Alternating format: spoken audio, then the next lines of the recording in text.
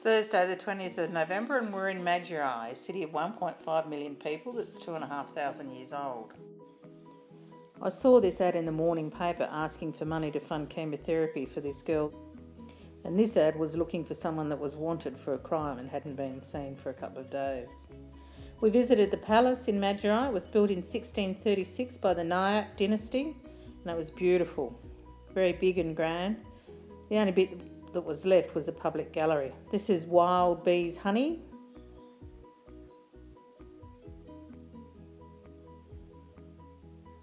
And they seem to have a thing about ornate ceilings and roofs. Again, very decorative.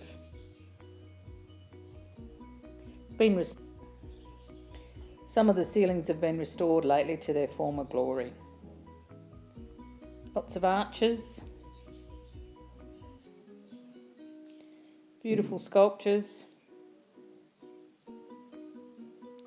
And outside, always people selling touristy things. This lovely old lady sold some bags.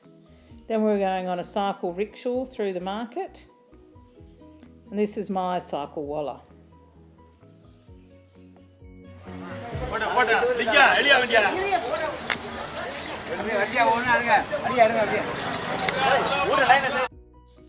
Things seem to get around the market on the back of cycles.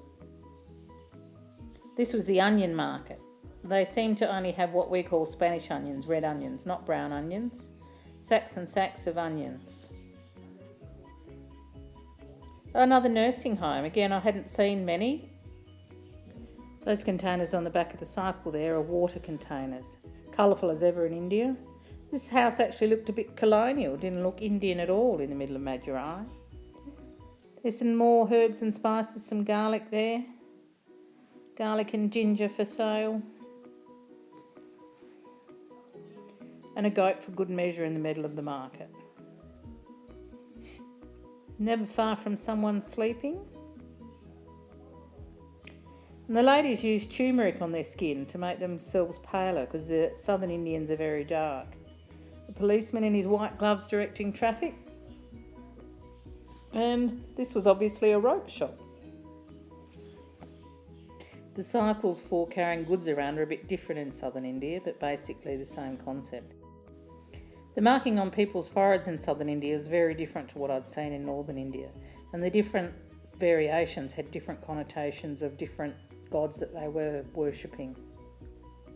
Southern Indians are more close to the indigenous people of India, and the Aryans and the people that came from the west have interbred in the north and given the lighter skin in the north of the country. As you can see here, there are quite different markings in the south. This was a machine for pressing sugarcane for drinks. We visited the Sri Meenakshi temple complex that has one of these temples on each point of the compass. It was built in the 1600s in the Dravidian style. Very ornate, very colourful. Built on a sandstone or granite solid base with these stucco sculptures on top.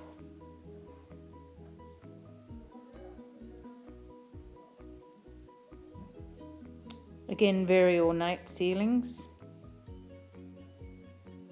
and carvings actually holding the building up. There was a pond in the middle of it, and this is Anna, my roomie, who was asked to pose with a local family. Cute little outfits for little boys. And a stray horse. We had biryani for lunch, which was very nice. It rained that afternoon. And went across the road to the big bazaar, which is like a combination of Coles and Kmart all put together. It was interesting to see the local brands. Kellogg's, Maggi's big over here, lots of Maggi products. Sensodyne and Colgate. Pears soap. Felt like I was at home. McCain's, you've done it again. And a Kinder Surprise, just in case you're missing one. And Dulux paint.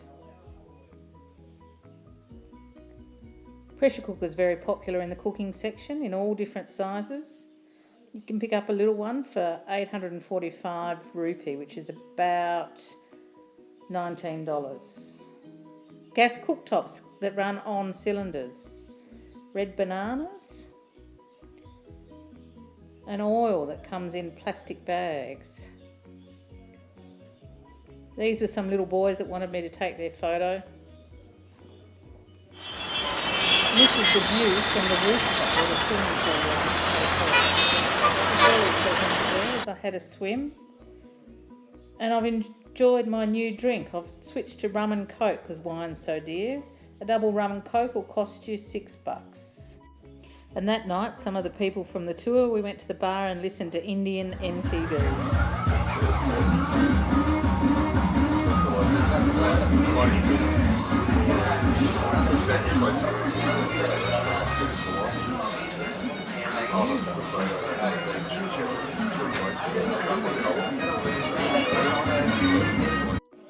The next day we headed for the hills literally, and we passed a lot of rice growing area, some paddy fields. Mountains starting to appear. And here's some women planting rice. Ploughing the field.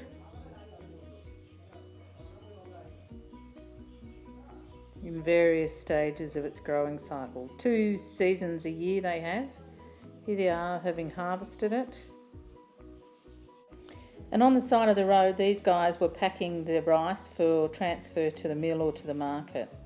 Filling up the bags, weighing them, they were about 60 kilos each, and packing them on the back of the truck. Everyone having a go, helping out.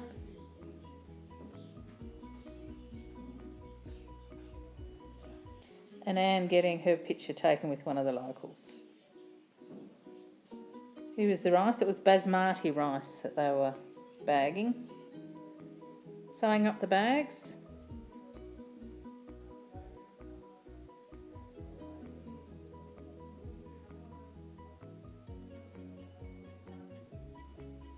And then onto the truck. The next thing we came across was people making bricks, handmade bricks. There's the furnace under there.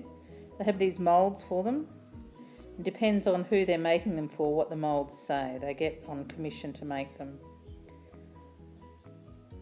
Here we are, mixing the mud. Every little boy's dream to make mud pies. They make about 80,000 over 2 months and then they fire them. They wait till they've got a load.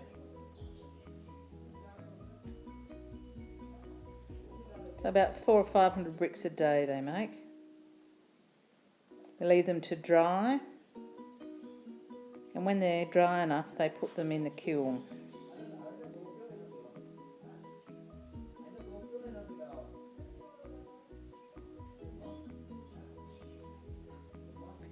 You can imagine at the end of the day, after having made 400 or 500, you would have had enough of mud for the day. There we go, perfect. They keep the fire going for 5 days, then they let it go out and the heat dissipates from the kiln for the next couple of days. Then they break it open and get the bricks out. You can see the smoke rising up into the cover there. And that's what they look like once the kiln's been broken. This was the little house that they lived in. And a herd of goats. This is a quick drive-by picture, but I left it in because it was the first time I'd seen ducks. A river, cascade, people by the river doing their cleaning and their washing. The women washing the clothes. Colour, the Indians love colour. Heading up the hills, we climbed to about 1,000 metres to a place called Kiminindia, which is in Thekedi. They have hydropower there and the dam also helps irrigate. These were some of the welcoming committee when we got there.